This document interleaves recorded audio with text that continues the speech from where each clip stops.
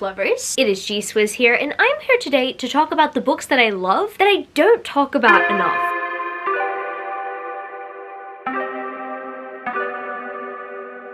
So if you didn't know, this is a 7 on Sunday topic, and I am the host of 7 on Sunday. I will link the Goodreads page down in the description where you can check it out and you can participate in a topic in the future, or you can suggest a topic. And this week's topic, I think I've wanted to do for quite some time because there are so many books I've read over the years. And yes, I swear at one point I would have been singing these books' praises, but for some reason I have not been talking about these books recently. Some of these books I haven't talked about for years, or some other books on this list I've only recently brought up in like a wrap-up video or some sort of recommendation video, but I never bring it up again. I think that honestly comes down to the fact that there are some book series that are really hyped here in the booktube community, and even I at times can fall into the trap of just talking about hyped releases or new releases, but not talk about the books that I've read previously. And I want to stop doing that. I really want to recommend these books again. I also feel like rereading some of these books because I would just like to re-experience them. That all being said, I highly recommend you check the books that I am going to recommend out sometime.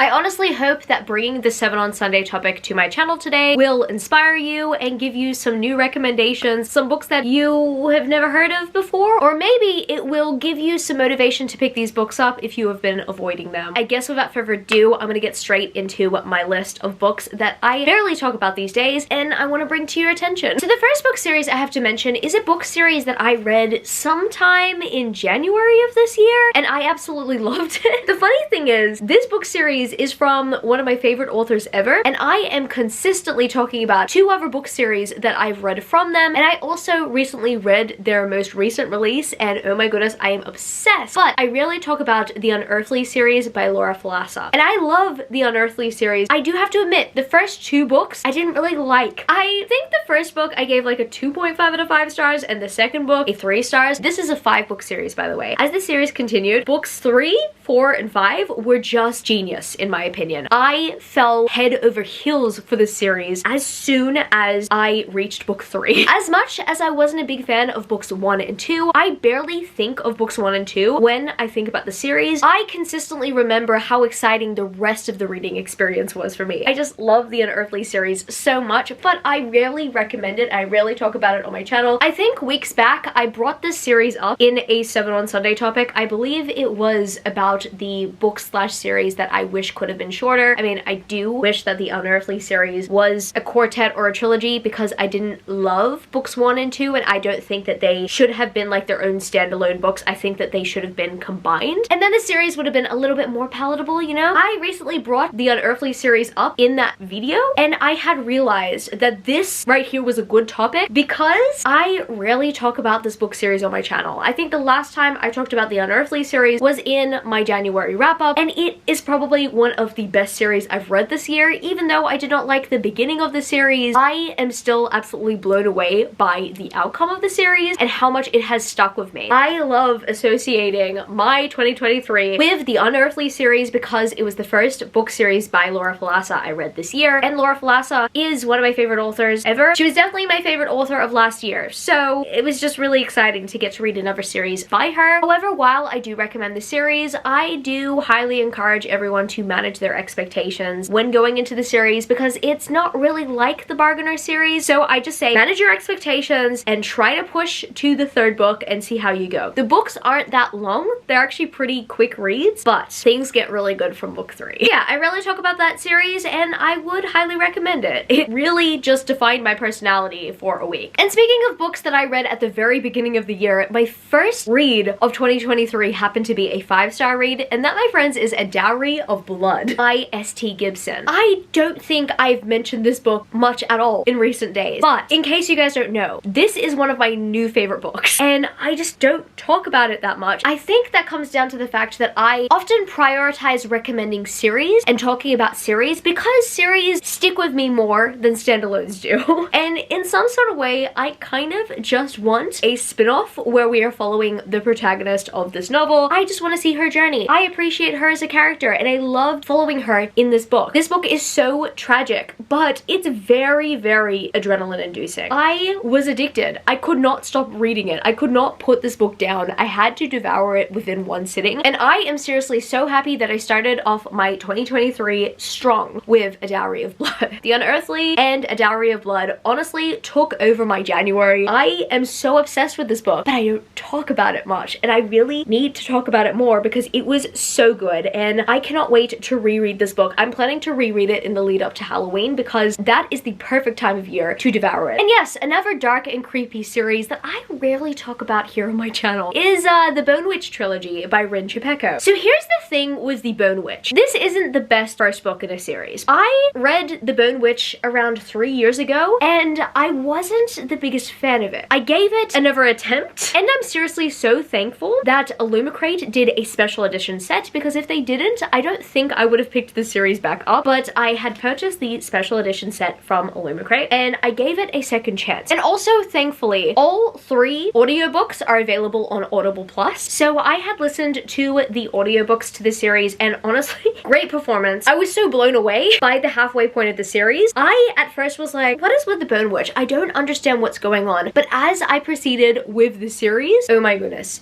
it was so worth it. I had devoured the Bone Witch Trilogy, I believe within 24 to 48 hours. I could not stop consuming this trilogy. And I just remember at times I would stop the audiobook and tell Camilo what was going on, and compulsively just getting excited for what was going to happen in the series. And then I ended up gushing about the finale, and honestly, it, in my personal opinion, was incredible. It was epic, and it made me realize that I needed to read more by Rin Chupeco. And I did read Silver Under Nightfall, which in my opinion is not as mind-blowing, but I still very much love Silver Under Nightfall, and I cannot wait to continue on with the series because I reckon that it's going in a pretty good direction. But the way Rin Chupeco was able to set things up in this series, it just makes me admire them even more, and it makes me want to read more by Rin Chupeco, so I'm very much looking forward to reading more things by them. But this is a book series I would highly recommend to those who are wanting a slow story that pays off in the end. It's a really dark read, but it is one that I would also recommend as a good Halloween read. And another book series that I read within 24 to 48 hours is the Red Winter Trilogy by Annette Marie. I remember back in 2021, I think it was 2 years ago, I read this series. I was talking about this on my channel like every week, and I am not talking about it that much these days, but I seriously want you guys to know that my opinions have not changed about the series. I adore the Red Winter Trilogy. I believe that it is very well written. And for those who did not watch my channel back then and know nothing about the Red Winter Trilogy, the way that I would describe the Red Winter Trilogy, it is pretty much Shadow of the Fox meets From Blood and Ash. I want to reread the series so bad. And what I love about the physical edition and the ebook copy, even though I do very much love the audiobook performance, because once again, Emily Weller, I believe, narrates the audiobook for Red Winter. They also narrate the audiobook for The Bone Witch as well. They are an excellent audiobook narrator, and I would highly recommend you either listen to it on audiobook or you read it in physical form, especially because the physical editions have beautiful art throughout the story, and I just really love how it helps the story come to life. I'm just so obsessed with the Red Winter Trilogy, and I haven't talked about it in a while, but it was one of my favorite book series of 2021, and I still recommend it to this day. It's one of those book series that I stare at on my bookshelf, and I just know that I need to reread it sometime soon, so I'm hoping to reread it eventually because it was just such a comfort read for me. It's very action-packed, very well-paced, and the characters are just absolutely lovable. If you love a good romantasy, this right here is a very good romantasy. Pick the Red Winter Trilogy up. I think it needs more hype. I think we need to see a publisher intervene because I am not seeing anyone buzz about this book series, and I know that it's indie pubbed, but it deserves to be praised. It really needs to have its renaissance because, oh my goodness, it's just so good and so many people are sleeping on it. It's It's ridiculous. And now we are gonna have a slight shift of tone. I'm gonna talk about a couple of contemporary romance novels that I rarely talk about, but oh my goodness, they were 5 out of 5 stars. First out of the two I have to mention is Dating Dr. Dill by Nisha Sharma. This was so good. I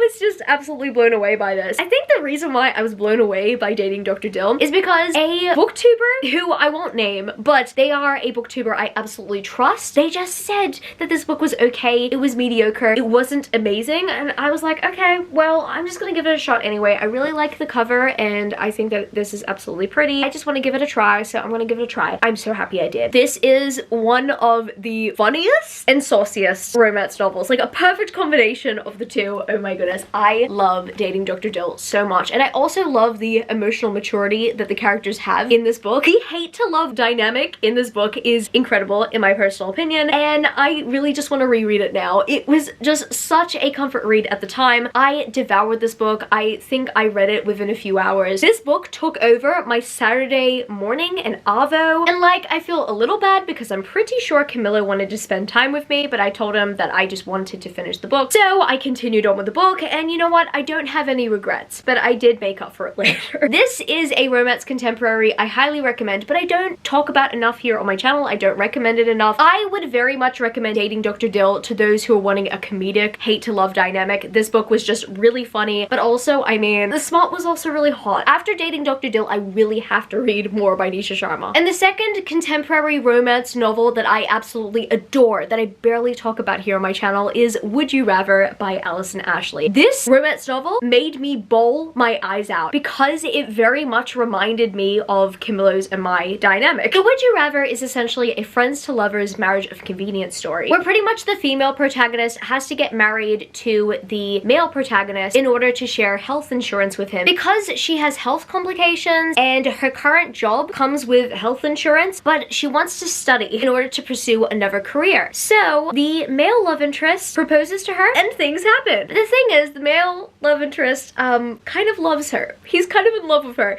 and it's just so beautiful. Oh my goodness. Okay, yeah, marriage of convenience stories always get me. They always hit hard for me because I was in a marriage of convenience myself, except for a completely different reason. It was an immigration romance rather than for health reasons. But this friends to lovers dynamic very much kind of reminded me of Camilo's and my dynamic when we were trying to work out whether to be a couple or not. This was a different situation because they were already married but still trying to work out whether or not they loved each other, which is not what Camilo and I went through because obviously we didn't get married without being in love with each other. But I just kind of liked seeing them navigate this. And Would You Rather kind of reminds me of the romance novel that I am planning to write eventually. Yes, I'm also planning to write a friends to lovers marriage of convenience story, but for immigration purposes, and this was very much a good inspiration for that. I mean, I already had that plan in mind, but this will definitely kind of help me in terms of how to write the story, because as much as I do love friends to lovers dynamics, I think Would You Rather kind of just reminded me that friends to lovers dynamics need to be in dual POV in order to work, or a third person perspective. So this will definitely kind of help me. But it made me cry a lot. I teared up a lot reading this because the friendship in here very much reminds me of Camilo's and my friendship. It's just such an important romance novel. I highly recommend it. If you have not checked this out or if you have not heard of it, please, I would recommend you pick this one up. It deserves a lot more hype. It's just so good. The romance is very healthy. I'm just so obsessed with these two. And to those who discovered me a few years ago, do you remember me talking about this trilogy a lot? The Conspiracy of Us trilogy by Maggie Hall? Because oh my goodness, this trilogy rocked my world. I was in the middle of the second lockdown that was happening here in Sydney, and I was just trying to power through some of the backlist series that I had, and I had this trilogy on my shelves for quite some time. I was trying to work out whether or not I needed to unhaul these books, because honestly at that point I had no idea whether or not I was going to pick these books up. So I was so close to unhauling the Conspiracy of Us trilogy, but you know what? The perfect time to read it was the lockdown, because I was just picking things up left, right, and center. I did not care about the books that I was picking up. I just wasn't really in the mood for anything in particular. I just wanted to try something new out. I would say that this was a travel thriller. It was so good. And the hate to love dynamic between the love interest and the protagonist was chef's kiss perfection, and no one is talking about it. This book series is so good, and I wish that more people were talking about The Conspiracy of Us. I really wish that this book series was hyped at the time that it came out, because if it was, this book series would have had more of a shelf life. I have not personally seen copies of this book or other books in the series in my local bookshops, and I seriously don't know whether or not bookstores are selling these books like at all around the globe at the moment. What I do know is that this hardback was an out-of-print hardback when I purchased it, and I ended up getting it for $40 at the time. But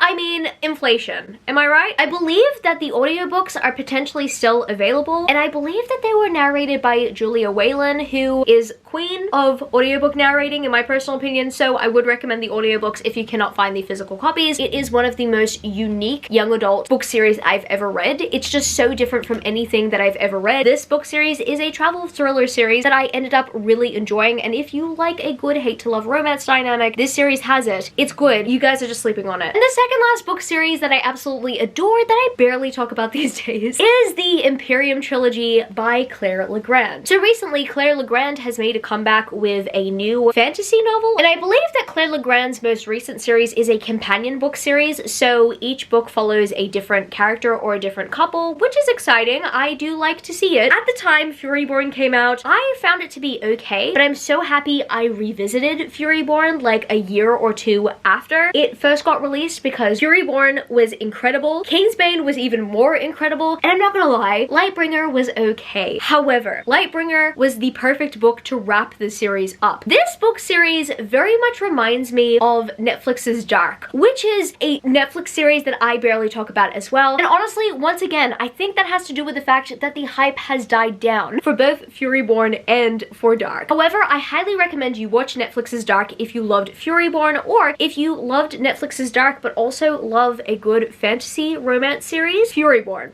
Would recommend it. And as much as I was satisfied with the conclusion of the trilogy, I'm sad to say that with Lightbringer not being as epic as the rest of the series, I just lost my motivation to recommend the series. But I do recommend the series. I highly recommend it to those who have not picked it up yet, or to those who stopped at book 1. It gets good. And last but certainly not least, the final book series I have to mention that I rarely talk about on my channel these days just so happens to be Serpent and Dove by Shelby Mahurin. I seriously read some very good romantasy back in 2021, and look, I do talk about some romantasy I read in 2021 these days. Like, I do bring the Malediction trilogy up a lot, and I also bring the Daughter of Smoke and Bone trilogy up a lot. I also talk about A Court of Silver Flames. I bring those series up a lot. However, some of it has just slipped under the radar. Serpent and Dove being one of them, Red Winter being one of them, any of these other ones I read back in 2021. I don't remember whether I read Furyborn back in 2021 or 2020, but what I do know is that it was around that period as well. And in my personal opinion, I reckon that readers have stopped recommending Serpent and Dove because they don't like the final book, or they don't like the final 2 books. A lot of the time, you will see reviews saying that the first book is the best. And you know what? I do agree. The first book is the best. I did not mind the second book. I am kind of, you know, bitter about what happens at the end of the second book. Totally understandable. And I'm not gonna lie, the third book was not amazing, but overall, I think the thing that I love about the Serpent and Dove trilogy so much is the fact that it has a beautiful message. To sum it all up, the message behind the Serpent and Dove trilogy is essentially that love is the most powerful force. It is the most powerful weapon. It is the strongest thing that keeps us going. And it's just kind of beautiful to see that even in the third book. Even though the plot of the third book is not the best, oh my goodness, both the protagonists go through struggle. They go through hardship. However, it's love that saves them. I just love the message behind this series, and I want to reread it. I just want to overanalyze it once again. And no, I have not stopped talking about the series because I don't like the series. I really love the series. I love the message behind it. However, I'm afraid I don't really have a fresh and new take when it comes to this book series. I think I just need to reread it in order to talk about it more. I would keep recommending it if I could. I just need to find the right video prompts to do so. But I love this series so much, and while I don't think that the second 2 books are that strong, they are still beautiful books in my personal opinion because I love the message behind them. I would still highly recommend the Serpent and Dove trilogy to anyone who wants to try it out. I do strongly advise against reading it if you really don't like the memory loss trope, because that happens in the third book. And I'm not going to spoil who that happens to, but I'm just letting you know, just to proceed with caution, that it is a last minute plot point that is not necessarily done in the best way possible. I kind of wish that it was done at the very end of book 2. However, it was technically done for a reason and a purpose, and that reason and purpose was to convey the message that love is the most powerful force we have. So I guess that's going to be it for this video today, book lovers. If you happen to stay till the end of the video, leave me the star emoji. And if you happen to enjoy this video, don't forget to give it a thumbs up and subscribe to my channel if you haven't yet already. Join the amazing community of book lovers. And also, I have social medias. I'm at GSwizzleBooks on Twitter and Instagram, and I'm also Goodreads. That's www.goodreads.com/gswizzle. And finally, I'm at TikTok. I'm at GSwizzle on TikTok if you want to follow me there for some bookish content. I love you, book lovers, and I will see you later. Peace. Started out with half and I flipped it into double.